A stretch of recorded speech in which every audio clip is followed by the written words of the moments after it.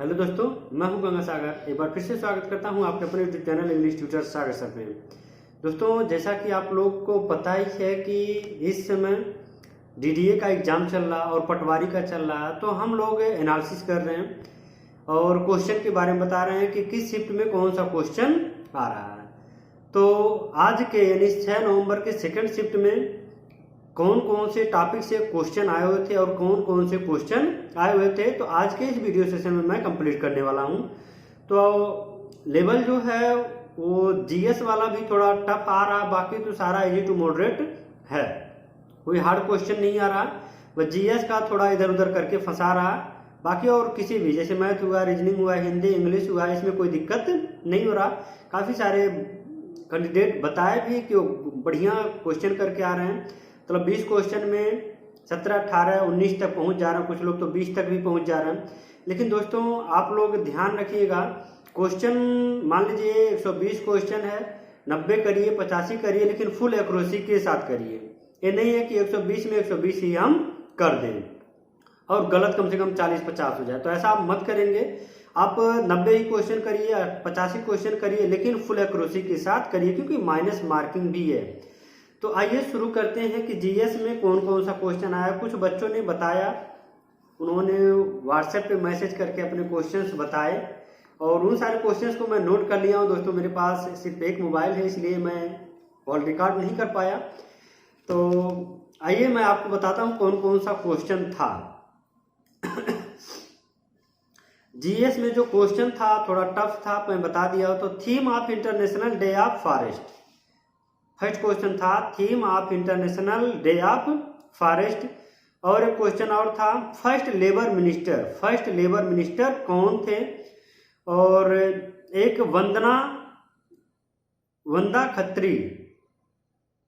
वंदा खत्री करके एक प्लेयर हैं, किस स्पोर्ट से जुड़े हुए हैं।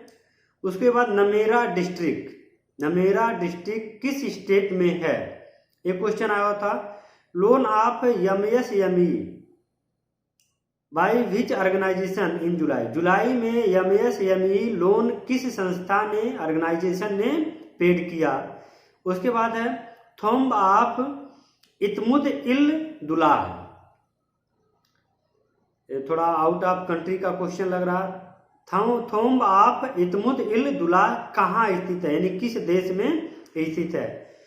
कनेरा रोजर जो अभी हाल ही में उनकी डेथ हुई है, वो किस सेक्टर से रिलेटेड थे, मतलब किस सेक्टर से, खेल से थे, साहित्य से, साइंटिस्ट थे, किस कैटेगरी से वो संबंधित थे।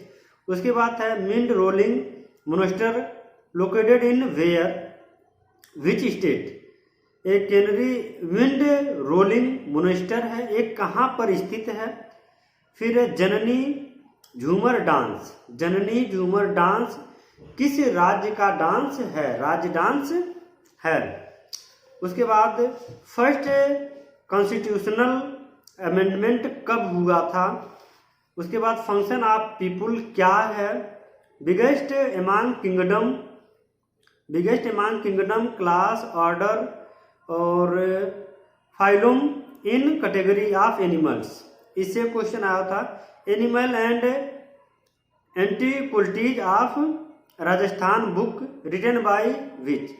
एक बुक का नाम है annal and antiquities of Rajasthan, एक किसके द्वारा लिखा गया है, यानी राइटर कौन से हैं।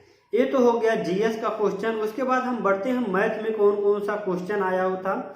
मैथ भी मॉडरेट टू इजी था, कोई हार्ड नहीं था। इसमें एसआई से यानी सिंपल इंटरेस्ट और profit and loss, LCM and HCF, और एक एडवांस लेवल से आ गया था, सर्कल में रेडियस दे दिया था, कुछ उसमें कोण वगैरह ज्ञात करना था, सिंप्लीफिकेशन दे दिया था।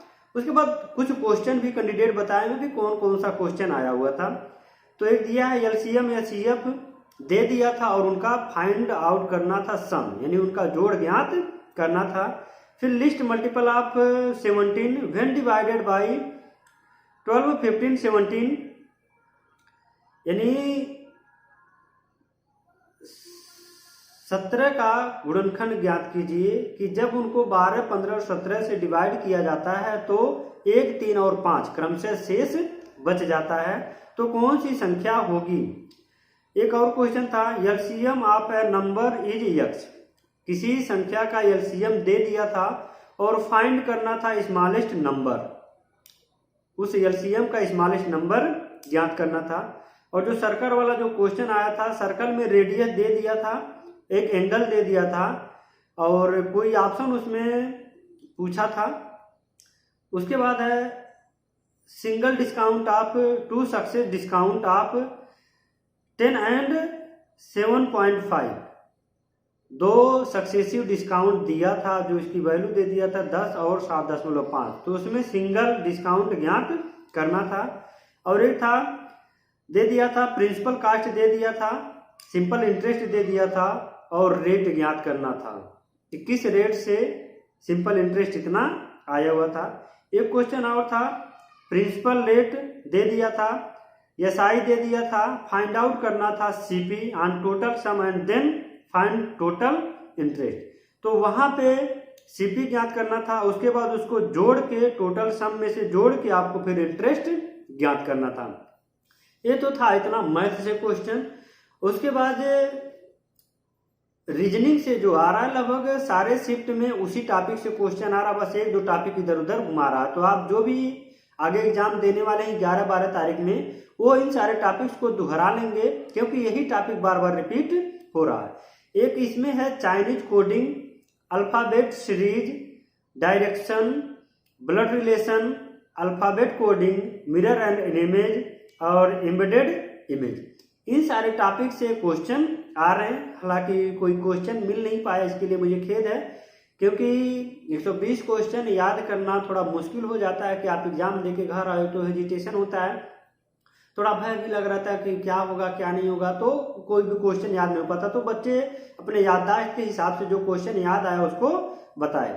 कंप्यूटर में जो था, मैं पहले भी शिफ्ट में बताया था कि एमएस एक्सेल, एमएस वर्ड और पावर पॉइंट स्प्रेडशीट जो है उससे आप शॉर्टकट और फंक्शन की तैयार कर लेंगे, क्योंकि इससे अधिक क्वेश्चन आ रहा है और सारे शिफ्ट में क्वेश्चन आ रहा है। इनपुट और आउटपुट डिवाइसेस आ रहा है कि मतलब कुछ डिवाइस दे देगा, उसमें पूछेगा इनपुट है कि आउटपुट है, या 1-2 डिवाइस का नाम दे देगा, पूछ लेगा ये इनपुट डिवाइस है कि आउटपुट डिवाइस है, या इनमें से कौन सा इनपुट या आउटपुट डिवाइस है। उसके बाद IT एक्ट से 1-2 क्वेश्चन आ रहा, सुबह वाले शिफ्ट में भी आया था। और है स्लाइड शो ऑप्शन, मतलब शॉर्टकट। आप जितने भी शॉर्टकट हैं कंप्यूटर से रिलेटेड, आप सारे शॉर्टकट याद कर लें। यदि आपको शॉर्टकट नहीं पता है तो आप डिस्क्रिप्शन में मेरा मोबाइल नंबर मिलेगा, टेलीग्राम ग्रुप का लिंक मिलेगा, व्हाट्सएप ग्रुप का लिंक मिलेगा, आप वहां से जुड़ सकते हैं और मैं आपको कंप्यूटर से रिलेटेड सारा शॉर्टकट आपको प्रोवाइड कर दूंगा। मेरे पास सबका है कि कौन से शॉर्टकट से कौन सा फंक्शन कार्य करता है। उसके बाद मैथ हो गया, रीजनिंग हो गया, कंप्यूटर हो गया। अब बचा है हिंदी और इंग्लिश।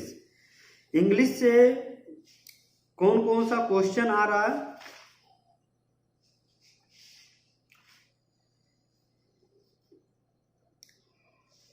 इंग्लिश से जो क्वेश्चन आ रहा है वो इजी ही है, कोई टफ नहीं है। क्वेश्चन आ रहा है उसमें एंटोनिम्स, सिनोनिम्स, सेंटेंस करेक्शन और वर्ड फॉर्मेशन और टेंस से संबंधित कुछ आ जा रहा है, एक्टिव पैसिव भी था कुछ 1-2। तो उसके बाद हिंदी में जो है, हिंदी में जो आया था समास था, संधि था और सेंटेंस करेक्शन करने के लिए कहा गया था। और एक शब्द था अब्रू। अब्रू शब्द कहाँ से लिया गया है, तुर्की है, फारसी है, अरबी है, उर्दू है, क्या है, किस भाषा से लिया गया है। उसके बाद मुहावरा था, उपसर्ग था। इतना तो कैंडिडेट अपने याददाश्त के हिसाब से बता दिए कितना क्वेश्चन था। तो आप जितने लोग भी 11 और 12 तारीख में पटवारी का एग्जाम देने वाले हैं, तो आप सारे लोग इस सिलेबस के अनुसार, यानी आप इसके अनुसार आप तैयारी कर दें, क्योंकि हिंदी और इंग्लिश रीजनिंग में लगभग सारे शिफ्ट में एक ही क्वेश्चन, एक ही टॉपिक से क्वेश्चन पूछ रहा, बस क्वेश्चन को इधर उधर घुमा दिया है। बाकी जीएस में जो क्वेश्चन आ रहा वही थोड़ा सा टफ आ रहा। तो आप पिछले 6 महीने का, यानी जनवरी से लेके अब तक का, आप यदि जनवरी से सितंबर या अक्टूबर तक आप यदि करंट अफेयर लर्न कर लेते हैं तो आपको काफ़ी सारी चीज़ें उसमें से मिल जाएंगी। और यदि ओवरऑल कहा जाए कि 120 क्वेश्चन में यदि आप 85 से 95 या 95 तक यदि आप सही कर देते हैं तो गुड अटेम्प्ट में आप रहेंगे, सेफ स्कोर में आप रहेंगे। यानी जीएस में यदि आप 15 से 16 क्वेश्चन कर देते हैं तो आप गुड अटेम्प्ट में होंगे। उसके बाद आप हिंदी और इंग्लिश में मान के चलिए 17 से 18 के बीच में रहेगा, हिंदी और इंग्लिश दोनों में। रीजनिंग में थोड़ा सा टफ होता है तो ये आपका 14 से 17 के बीच में इसका सेफ स्कोर होगा। तो आप इतना यदि किए होंगे तो आपको कोई प्रॉब्लम नहीं हो सकती, आप नेक्स्ट स्टेज में जा सकते हैं, यानी आप मेंस की भी तैयारी कर सकते हैं। आपसे निवेदन है ये चैनल को सब्सक्राइब ना किया तो चैनल को सब्सक्राइब करके बेल आइकन को जरूर प्रेस कर लीजिएगा। धन्यवाद।